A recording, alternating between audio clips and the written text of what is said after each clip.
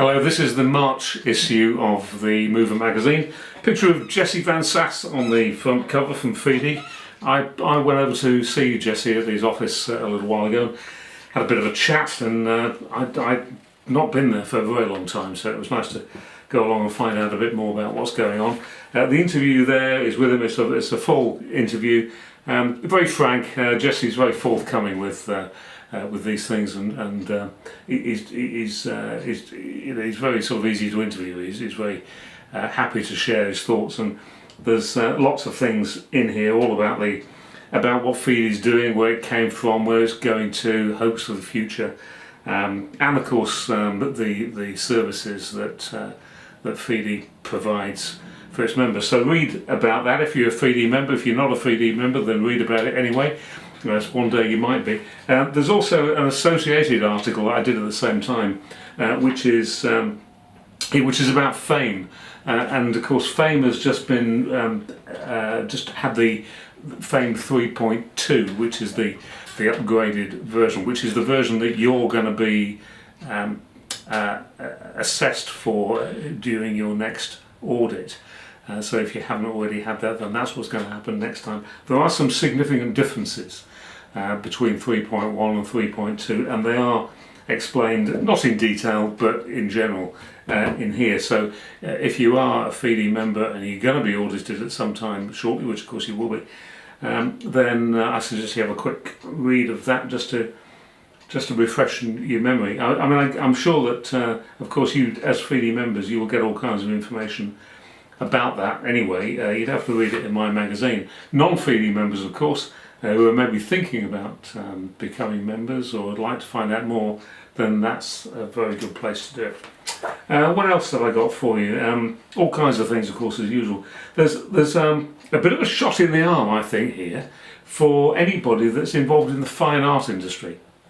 This is a company called Convelio.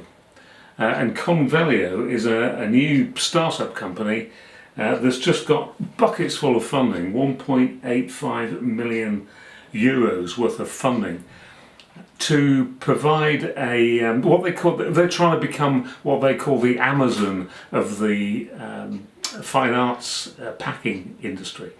And they're going about it in a big way. And I did an interview with them, a telephone interview, to find out about it. I didn't just rely on a press release. I actually called the people and spoke to the bosses there and found out what they're really doing.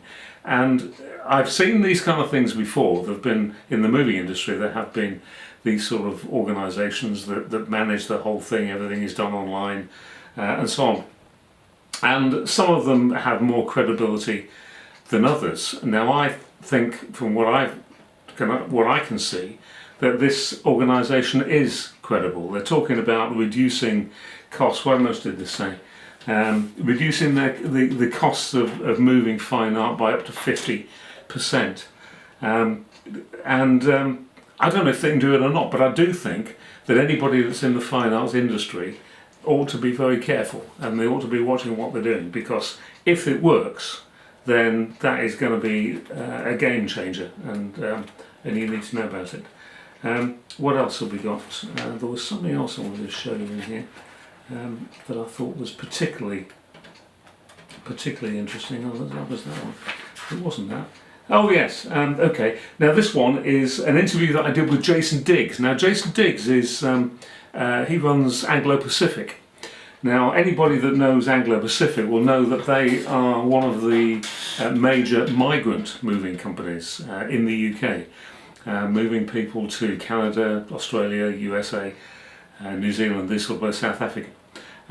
And of course, as the market changes, then they see these market changes very acutely. And I did an interview with Jason, and he was again very frank and explained his point of view about the migrant industry and where it's going and what's happening. And if you're in that industry, if you're in that side of the business, then I strongly suggest that you read that story, because there's a lot of very interesting information there. In fact, even if you're not in that side of the industry, there's a lot of good business information in that story. So have a look at that one, and I'd be interested to know what you think. If you would like to drop me a line and tell me about what you think about that or about anything else indeed. Now there's another story in here as well that is a bit sort of close to my heart. There's always a few stories that we put in the magazine that are things that really mean something to us. Now this one is one that's been written by my deputy editor, my brother David, about fake news that is abounding, of course, on social media. And we get a bit grumpy about that.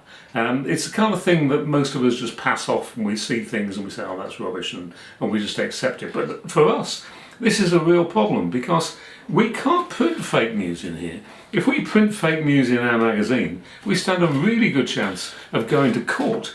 In the front of the magazine here are all my contact details. So if anybody wants to get in touch with me and challenge anything that we've written, then they can do, and I would expect them to, and sometimes they do. Whereas on social media, anybody can publish anything they like, and it's often forwarded by people who have similar views without checking whether it's true or whether it isn't. And David suggests that anybody that does that kind of thing should be guilty of a criminal offence in exactly the same way that I would be if I put things in my magazine that are not true. Anyway, there we are. That's something that's close to my heart. You can tell because I get a bit animated about these things. This is our March issue. Those of you who have been following what we're doing will know that we have this issue and our next issue, which will be in hard copy. After that, it will just be available online using the app or through our website. And so if you haven't already downloaded the app and you would like to continue reading the magazine, please do. It's a really good thing. It's easy to use, and it's actually much better than having to remember where you left this, because you've always got your phone with you.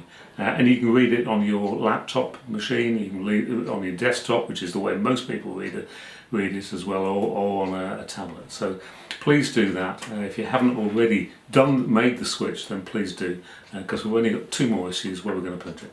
Anyway, that's that, and nice to talk to you all again, and see you next time. Bye for now.